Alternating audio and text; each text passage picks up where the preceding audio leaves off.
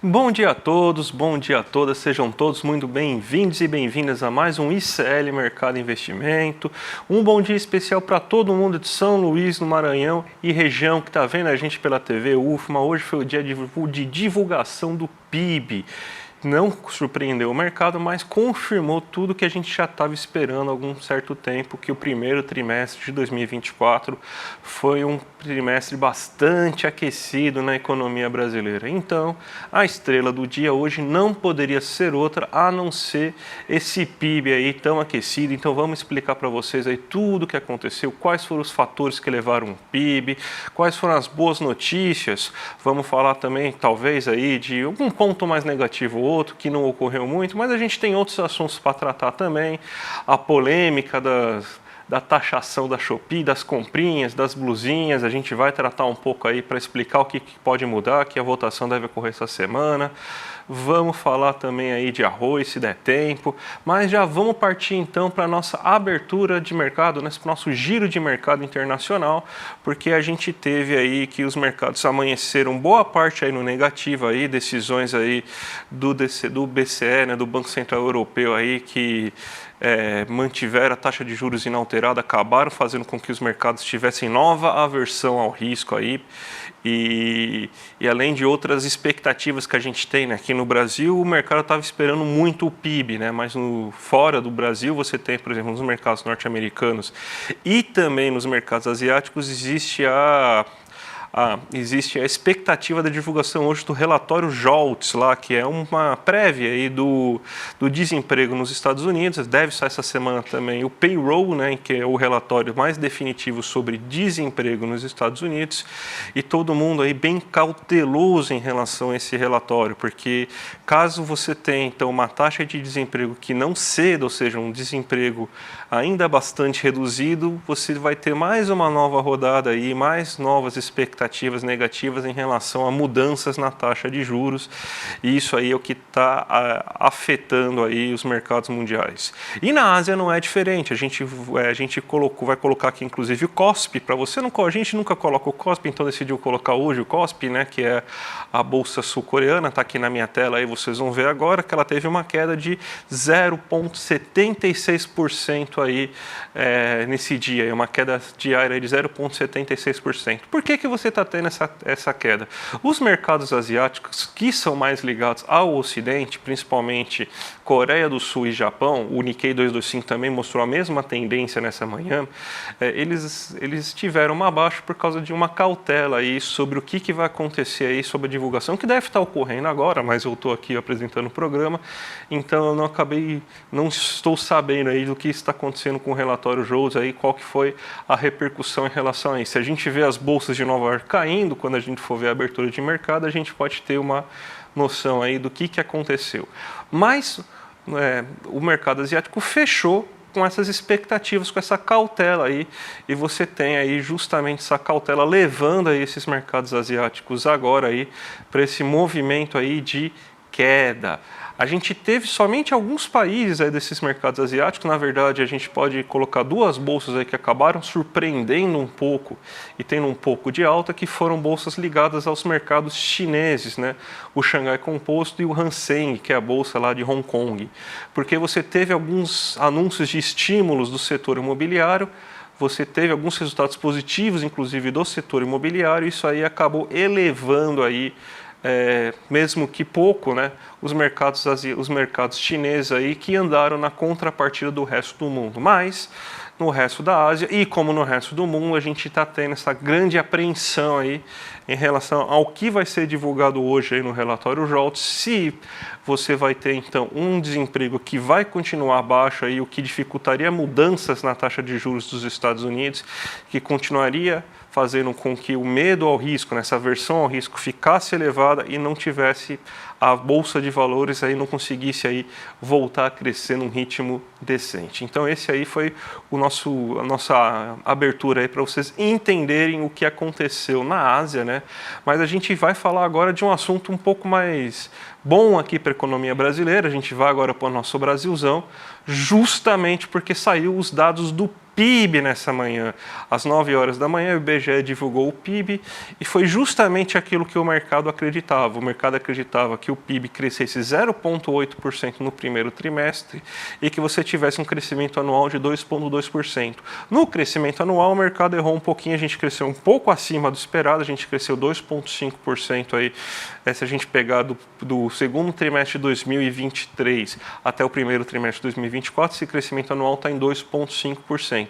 Mas o que importa de verdade aí é o crescimento do PIB aí de 0,8% nesse primeiro trimestre aí, e a gente tem boas notícias aí para dar para vocês. Agora, a partir de agora, vamos começar a destrinchar esse PIB para vocês verem, entenderem aí tudo o que aconteceu aí no PIB, para a gente ver aí o que foi o responsável, quais foram os setores importantes e tudo mais, né? Primeiro ponto importante que a gente tem que observar é a variação trimestral do PIB, né? A gente teve aí, como está mostrando o gráfico para vocês, a gente teve aí um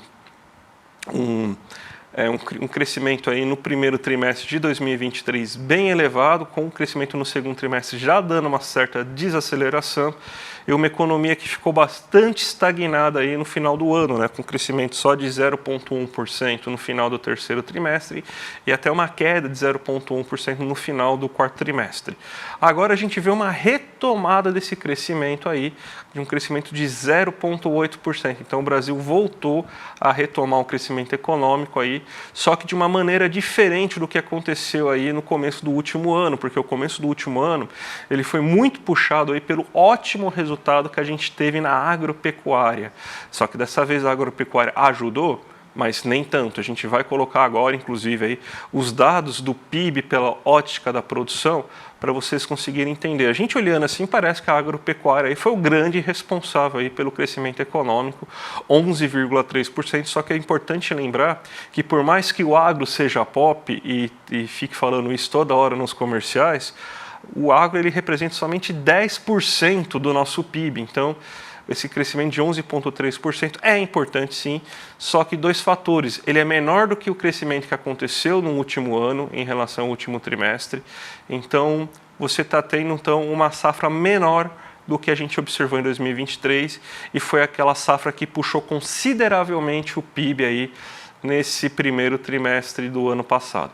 Este ano ele vai puxar um pouco? Vai puxar um pouco, só que ele já está menor, ou seja, o que o PIB conseguiu o que o agro conseguiu trazer para a gente é um resultado menor, ou seja, a gente vai depender, como a gente já estava falando desde o começo do ano aqui para vocês, muito mais aí do setor urbano, né, da indústria e do setor de serviços.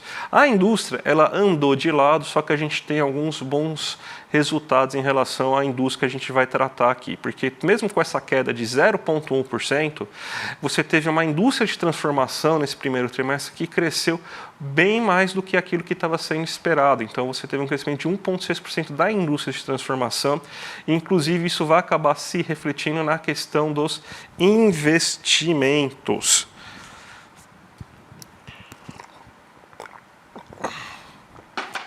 Então você tem os investimentos ocorrendo agora sim de uma maneira mais voluptuosa, né?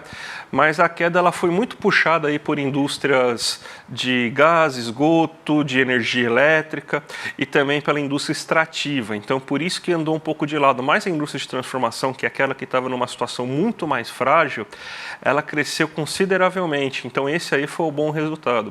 E o setor de serviços, esse sim aí foi o grande carro-chefe, aí foi o que puxou a economia de fato. Mesmo ele crescendo 1,4%, é importante a gente lembrar que na nossa economia, o setor de serviços já representa 70% do nosso PIB. Então foi na economia urbana dessa vez, diferente do que ocorreu no último trimestre, que o crescimento veio. Isso aí a gente vai conseguir observar com maior clareza quando a gente observar agora no próximo gráfico a ótica do consumo, porque a gente vê que os grandes destaques eles são o consumo das famílias, um consumo que ele é um grande caminhão aí do PIB, ele representa bastante aí sobre o que é o PIB brasileiro aí, então ele teve um crescimento de 1,5% aí nesse primeiro trimestre. Então o que você teve? Gastou-se mais, no ano passado. Você vê, o governo nem aumentou os gastos em referente ao último trimestre. Então, você não teve nenhum impacto do governo, do gasto do governo aí nesse momento aí. Mas o governo gastou mais no ano passado, aumentou a renda das pessoas, o desemprego caiu, negociações salariais cada vez mais favoráveis aos trabalhadores. Isso aí fez com que elevasse a renda e as pessoas gastassem mais aí a sua renda em serviços. E quando a gente observa o setor de serviços como tal, a gente vê que o crescimento aí de consumo foi muito importante, o de comércio foi muito importante, né? Porque teve um aumento de 3% do setor comercial em relação ao setor de serviços. Então, as pessoas gastaram mais, compraram mais, utilizaram aquela renda extra que entrou para aquecer a economia. Só que lembrando que isso aí não é a única coisa aí que faz elevar o PIB, tanto que se você tiver só crescimento em consumo, a gente não vai conseguir ter fôlego para um médio e longo prazo. Isso daí vai depender no nível de investimentos. E aí, talvez esteja a melhor notícia que a gente teve aí. A gente já teve um aumento do nível de investimentos aí no último trimestre, um aumento de 0,9, depois de um período longo com investimentos em queda, inclusive. Aí a gente vê que a formação bruta de capital fixo, a compra de bens de capital aí nas pesquisas mensais, elas estavam bem negativas, só que no começo desse ano você vê um aumento dessa compra de bens de capital, de máquinas e equipamentos, e isso aí refletiu no PIB. Você teve um aumento do investimento de 4,1%. Tanto que uma boa parte disso aí, você pode ver que foi pela indústria de transformação, que aumentou, mesmo a indústria não de lado, a indústria de transformação, ela teve uma alta agora nesse primeiro trimestre. Isso daí, parte disso aí é devido à indústria nacional que construiu e produziu bens que são utilizados nos investimentos, né? Que investimento aí a gente não está falando aí de comprar ação, de comprar Bitcoin, nem nada disso. A gente está falando aí de comprar máquina, equipamento, comprar cimento, comprar trator, comprar guindaste e construir prédio, construir fábrica e tudo mais. É isso que esse 4,1% de investimento significa. E boa parte desse nível de investimento foi importado, porque a gente ainda sabe que a gente passou por um grande processo de desindustrialização nos últimos anos. Então, muito desses investimentos aí que você acaba consumindo tem que ser importado. Por isso que esse salto tão grande aqui na conta de importações. Foram importados muitas máquinas, equipamentos. A gente teve anúncio, por exemplo, no primeiro trimestre aí, muito importante de diversas automotivas, indústrias automotivas que vão se instalar aqui e já estão realizando rodadas de investimento e, obviamente, elas vão comprar muitos insumos e muitas máquinas e equipamentos de fora do país e estão trazendo para fora do país essas máquinas e equipamentos. Então, você teve uma qualidade muito boa desse nível de investimento agora, e justamente porque você tem aí, que esse nível de investimento, esse nível de investimento aí mostra que a gente pode ter capacidade boa do PIB aí nesses próximos meses. Quais são os riscos, né? A gente tem que lembrar que o Campos Neto está em guerra declarada aí com a economia brasileira, ele está achando muito ruim que a gente cresceu bastante aí, está com medo inflacionário aí que ele está tirando aí de algum lugar aí que pelo menos a realidade não está mostrando esses riscos inflacionários tão grandes, alegando certos riscos fiscais, mas a gente sabe que tudo isso é um jogo aí já mirando aí a troca de presidente do Banco Central. Então, o grande problema é se você continuar com essa política de juros aí tão elevada, porque os juros não é um bom acelerador econômico. Baixar os juros não ajuda muito a economia a crescer, só que juros altos é um ótimo freio. Então, o que faz a economia crescer geralmente é gasto, é governo gastando, é renda na mão das pessoas, excesso de demanda. Então, isso aí que aumenta a economia. Só que o que freia a economia é justamente os juros, porque aí fica caro o custo do crédito, fica caro investir, você não tem vantagem no investimento justamente porque é melhor você colocar o dinheiro numa aplicação financeira aí que não gera risco nenhum do que você produzir algo aí que você tem todo o risco, não sabe se vai vender, se vai lucrar e tudo mais. Então, os juros é o grande problema, e a gente já está vendo aí que o Campos Neto está querendo comprar essa briga aí em relação a juros, então esse aí pode ser o desafio. Mas, por enquanto, aí, pelo menos nesse primeiro trimestre, a gente tem boas notícias. E é importante também ressaltar que é o primeiro trimestre, toda a situação do Rio Grande do Sul ainda não foi computada. Então isso aí, os reflexos disso vão sair no PIB do segundo trimestre. Vamos ver aí como que a economia brasileira vai reagir a isso, porque ao mesmo tempo que você tem uma destruição muito grande de capital fixo, uma paralisação muito importante de uma parte considerável da economia brasileira, mas você vai ter que ter gastos e você vai ter que gerar investimentos muito fortes aí para a reconstrução. Então, é uma faca de dois gumes agora nesse momento. Você teve a perda aí que vai ter impacto, mas a possibilidade de reconstrução também vai acabar gerando o PIB nesse momento. Vamos falar agora aí da grande polêmica aí que está nas últimas semanas, que é justamente a taxação das importações, que deve ser votada hoje aí no Congresso, né? Se não for hoje, nessa semana ainda, deve ser votada. O governo já parece que já cedeu por causa que houve uma negociação, né? Então não é o mesmo pacote que estava acontecendo antes. E agora vai ter uma mudança, porque além daquele imposto estadual que já existe, é importante ressaltar que o ICMS é estadual e ele já estava sendo cobrado das compras que vocês fazem nesses sites internacionais, como Shopee, Shein, AliExpress e tudo mais. Agora você vai ter um imposto de importação que seria de 20% nessas compras até $50. A grande confusão é que você não tinha isenção até a formação do remessa. Então as empresas elas se utilizavam disso para... na verdade, você não tinha importação de até $50 para entregas pessoais, né, para presentes, né? E as empresas se utilizaram disso, então enviavam os pacotes aqui no Brasil como se fosse um presente, não como se fosse uma venda de uma empresa, e conseguiam isso. Daí com remessas daí foi regularizado, então compras até $50 não estavam sendo taxadas. Agora você vai ter a taxação. A gente tem inclusive um infográfico aqui para vocês verem o que vai mudar em relação a isso, né? Eu vou olhar para aquela câmera lá que está mais fácil aqui para eu conseguir olhar aí que tudo que está acontecendo, né? Hoje você tem então essa isenção de impostos, né? Pelo remessa conforme, então você só vai pagar o ICMS, já que o Estado está cobrando aí esse imposto, né? Aí com esse projeto de lei você vai ter um imposto acima aí, vai ter uma nova tarifa aí de impostos que vão ser cobrados, né?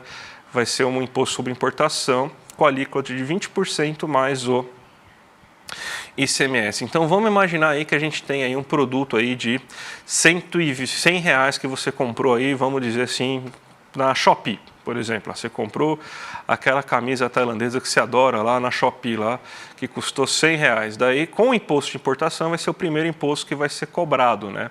Então, esse daí vai custar aí, a camisa que estava 100 vai custar 120. Aí, depois disso, a partir do que foi aí colocado aí do novo preço, que você vai ter o ICMS sendo cobrado. Então você agora, então, o ICMS que é de 17% acima de 120, para arredondar a conta, fica aí uma camisa de R$140, né?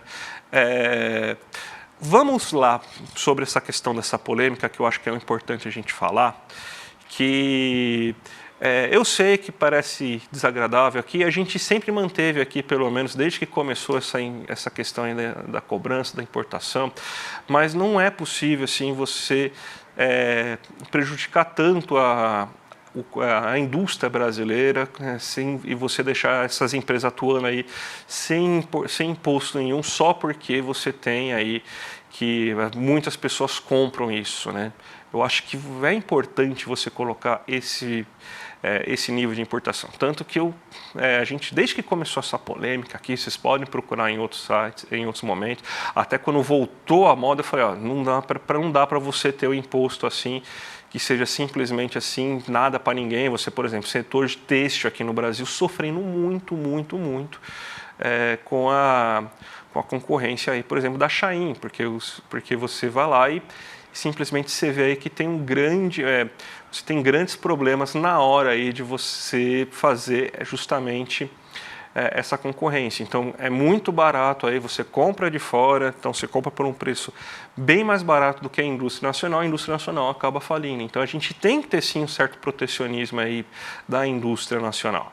Então, eu acredito que, por mais que seja polêmica isso, até porque eu acho que nenhum país cresce sem um certo nível de protecionismo, eu acho que é importante a gente realmente fazer algum certo tipo de taxação para fazer uma certa proteção aí, por mais que seja polêmica. Um governo não pode viver simplesmente aí de ações que não sejam polêmicas. Às vezes você tem que tomar ações polêmicas aí, justamente para o interesse maior aí da economia brasileira. Vamos falar então agora da privatização das praias aqui, justamente porque o governo aí, ele se propôs aí na figura do Padilha, já se colocou aí contra esse projeto das privatizações da praia. Então, Luana Piovani, o ICL e o Padilha já se colocaram contra aí esse projeto aí de privatização das praias, enquanto Flávio Bolsonaro e o menino Ney aí se colocaram a favor aí desse projeto de privatização das praias. A gente tem que lembrar o seguinte, que já existe um processo camuflado de privatização das praias, que ele deve ser impedido. Em algumas praias, a gente já tem uma dificuldade enorme de acesso, gente fazendo aí de maneira ilegal isso aí deve ser combatido. Então, você só vai com esse projeto, você vai legitimizar uma atitude que já é criminosa, que muitos ricos, milionários, bilionários já estão fazendo. Então, esse aí, para mim, é um retrocesso muito grande, muito elevado, e a gente não pode permitir isso aí. Não adianta a gente falar aí que vai ser lucrativo, vai mostrar, porque toda privatização a gente sempre coloca aí ao mesmo ponto e a mesma pauta, né? Que esse projeto vai ser lucrativo, que vai ser bom e tudo mais. Mas, gente, a praia tem que ser uma coisa de acesso público, e a Marinha fazendo a preservação da praia é muito importante. Por exemplo, uma praia privada, se alguém sofreu um acidente, quem vai ser o responsável por aquilo? Vai ter negligência, vai ter regras, as pessoas não vão poder acessar aquela praia. Qual o motivo das pessoas não poderem acessar aquela praia? Então, eu acho que é muito importante a gente se colocar contra esse tipo aí de projeto aí, logo de cara aí, porque eu já estou vendo boa parte aí da mídia hegemônica e diversos outros atores aí se colocando a favor aí desse projeto, que é um tanto quanto absurdo. Vamos agora para a abertura de mercado. Vou colocar aqui na minha tela, que a gente fica para outro dia aí essa fala do arroz que a gente tem. Mesmo com o PIB brasileiro aqui crescendo, né, consideravelmente, a gente consegue ver que a bolsa aqui, o Ibovespa, está caindo 0,86. Então, lembra que eu falei no começo do programa? Eu nem sei como que saiu o relatório Jolts, né? Mas com certeza já dá para ver aí que o relatório Jolts deve ter vindo aí de uma maneira um pouco mais complicada, aí, justamente porque a gente tem Nasdaq caindo 0,4%, S&P caindo 0,2%, se bem que as treasuries de longo prazo elas também estão caindo em 0,7%, as nossas taxas de futuro aqui também estão caindo 0,34%. Então, o que mais que a gente tem aqui? A gente tem o dólar também subindo nessa manhã, 5,26%. Está um movimento aí que é um movimento mundial, então as pessoas estão procurando mais dólares, então você tem aí uma alta aí no DXY de 0,23% e tem uma queda no preço do petróleo em 0,82%. Então, mais uma vez, a gente vê aí que, mesmo com uma queda das treasuries de 0,73%, aí a gente vê que o mercado muito cauteloso novamente. Não sei se já saiu, se vai sair o relatório Jolts, aí eu não estou com o computador ligado aqui para saber, eu estou com o computador ligado, mas consigo ver as notícias aqui para saber. Então, a gente vê aí que estamos nesse compasso aí de espera justamente sobre o que está acontecendo aí, sobre os dados de emprego nos Estados Unidos, porque sim, isso vai influenciar consideravelmente aí o que vai acontecer aí dentro da economia e em relação ao futuro das taxas de juros. Vamos agora, gente. Você sabe aí que a gente tem aí o Desperta. Eita, gente. A gente sabe aqui que a gente tem o Desperta aí. E o Desperta, ele vai ocorrer agora nos dias 14, 15 e 16 de julho. Então, faltam 10 dias só para você... para ter o Despertar, que é um evento que vai ser de 3 dias, oferecer ao público uma imersão no universo do empreendedorismo e desenvolvimento pessoal, através de 3 pilares fundamentais: conhecimento, mentalidade e ação, com os maiores nomes do país. Olha aí, a gente tem a Fátima Bernardes, Felipe Neto, o nosso Eduardo Moreira, Serginho Groisman, a gente tem o Fernando Haddad, a gente tem o Renato Freitas, a gente tem muita gente, ó, Bela Gil, Márcio França, Denise Fraga, Serginho Groisman aí, Diógenes Luca, o nosso Rafael Donatiello aqui, nosso chefe aqui também vai participar, então vai acontecer lá na Vibra São Paulo aí, que é lá nas Nações Unidas, então imperdível. O William De Luca tem inclusive aí um recado para dar para vocês.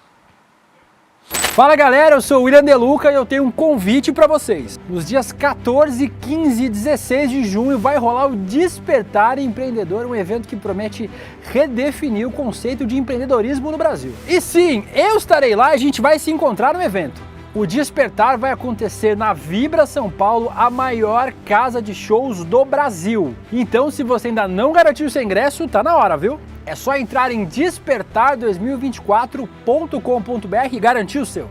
Não dá para ficar de fora. Então é isso, a gente se vê no Despertar. Eu tô contando as horas. Então, gente, ó, se você não garantiu seu ingresso, mais de 90% dos ingressos já foram esgotados. Então corre, ó, despertar2024.com.br, o link está aqui embaixo. Então vai valer muito a pena esse super evento que a gente está criando. E já que a gente já falou do William De Luca, vamos entregar agora o programa para ele, né? Então, agora os solezeiros aí, fiquem tranquilos aí que o William De Luca e no Guga Noblar vão entrar aqui logo em sequência. E amanhã eu estou de volta a partir das 11 horas da manhã para falar tudo o que aconteceu aí de economia aí nessa manhã de quarta-feira. Vai sair dados da indústria, então a gente já repercute aí com vocês o que está acontecendo. Tá certo, gente? Um abraço e até amanhã. Olá, eu sou o Felipe Neto e eu tenho um convite para vocês. Nos dias 14, 15 e 16 de junho vai rolar o Despertar Empreendedor, um evento que promete redefinir o conceito de empreendedorismo no Brasil. E sim, eu vou estar lá e nós vamos nos encontrar. Eu quero contar para vocês um pouquinho sobre a minha trajetória, os bastidores que me trouxeram até aqui, não só nessa parte de criação de conteúdo, mas na parte de empreendedorismo no setor audiovisual, principalmente esse digital, né? Que construíram a minha história, de que maneira eu comecei pequenininho lá num quarto nos fundos da casa da minha avó e hoje sou um dos sócios da empresa Play 9, uma das maiores empresas audiovisuais do país. Então, eu espero poder contar minha trajetória, responder perguntas, interagir com vocês. Eu tenho certeza que vai ser incrível. O Despertar vai acontecer na Vibra São Paulo, uma das maiores casas de show do Brasil. Então, se você ainda não garantiu o seu ingresso, tá na hora. Entra em despertar2024.com.br e garanta seu ingresso. Então é isso, galera. A gente se vê lá no Despertar. Já tô contando os dias aqui. Não perca. Entra lá no site e garanta seu ingresso. Beijo grande.